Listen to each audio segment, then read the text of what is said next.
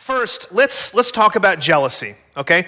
Let's talk about jealousy. If you want, and I would venture to think, if you want to develop deep, lasting, influential relationships, you have to crush jealousy. You gotta smash it.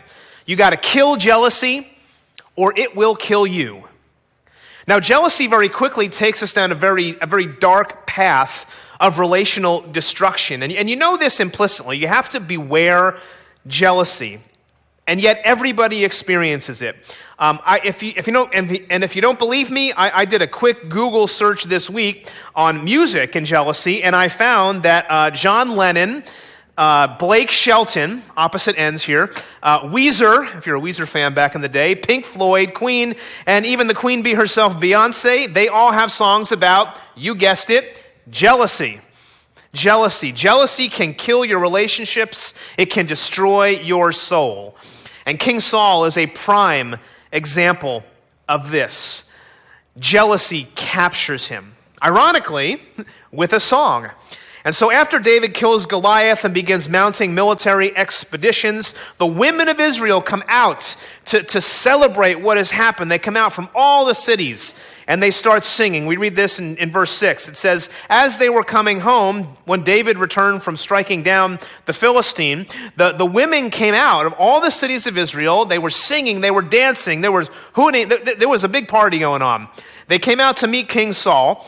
They came out with tambourines. I should have told John to have some tambourines in the songs today so we could have experienced that. They're singing songs of joy with musical instruments, and this is what they sing. Listen. It says, the women sang to one another as they celebrated, Saul has struck down his thousands, and David his 10,000s. Uh-oh. Victory is in the land. The people want to celebrate in song.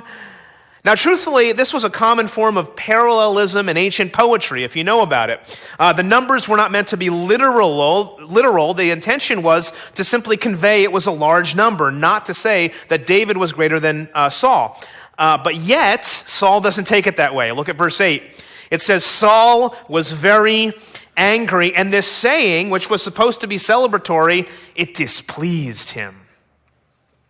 So jealousy has already infected the camp. Saul is irritated. He's grated by the fact that, forget about the numbers, David's name is mentioned alongside his, the king. Their relationship was doomed from the start because Saul did not want to share glory. And I just want to point out that this is how jealousy begins. It creeps up on us, unbeknownst to us. Has that ever happened to you? Maybe you've been a leader for years, right? You thought you've been an influential leader for years, but now everybody's talking about that young, talented, charismatic newcomer, the hot thing on the block. Perhaps a close friend is spending time with somebody else. You thought you were so close, you shared secrets, and now they're spending more time with that other friend.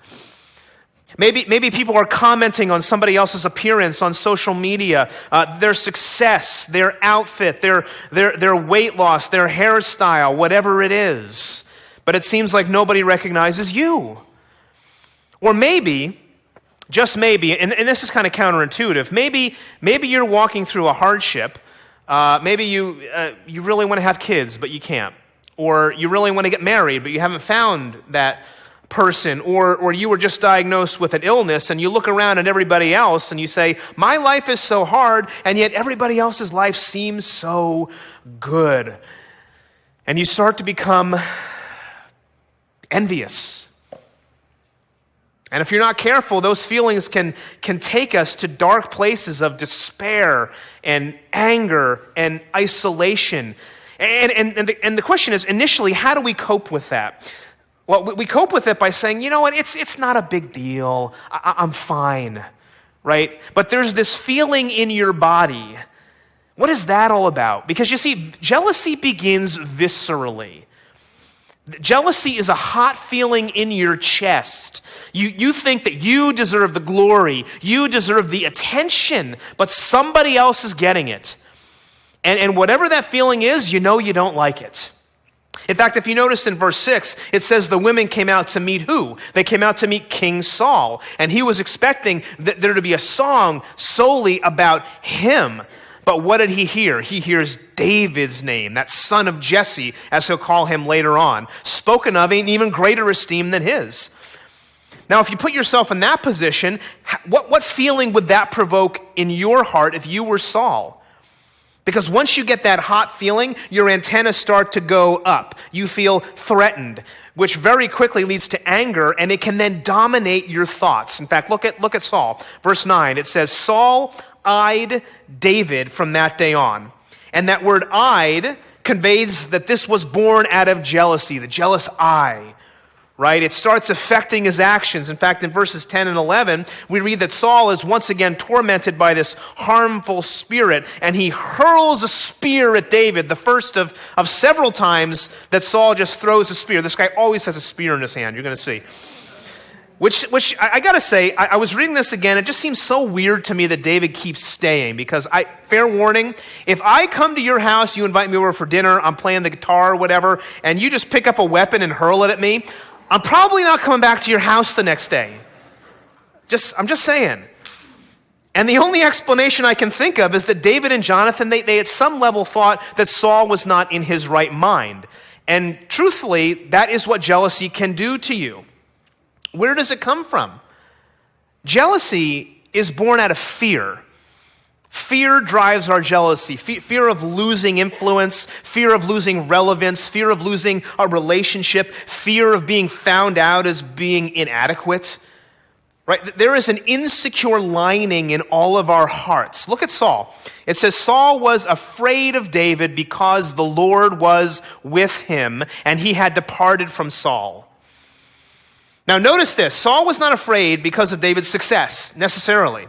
He was afraid because it was evidence that the Lord was with him, which meant conversely that the Lord was not with Saul. And if you remember back in chapter 15, Samuel told Saul his kingdom was going to be ripped out of his hands. And in this moment, those words must have come rushing back into Saul's mind. He's about to lose his kingdom, his influence, his power. He recognizes David's abilities, but he doesn't want to give up that power, that influence. And when you get it, it's really hard to give it up. Where is it going to lead him? Jealousy is destructive, and we need to crush it. Because if you consider its path, think about how it infects us. It's like a virus. Right? It begins viscerally with that hot feeling in your chest, but then we brush it off. We think, you know what, it's not a big deal. But then it spreads, and this fear starts to take over our minds. It doesn't stay contained, and eventually jealousy influences our actions. And that's exactly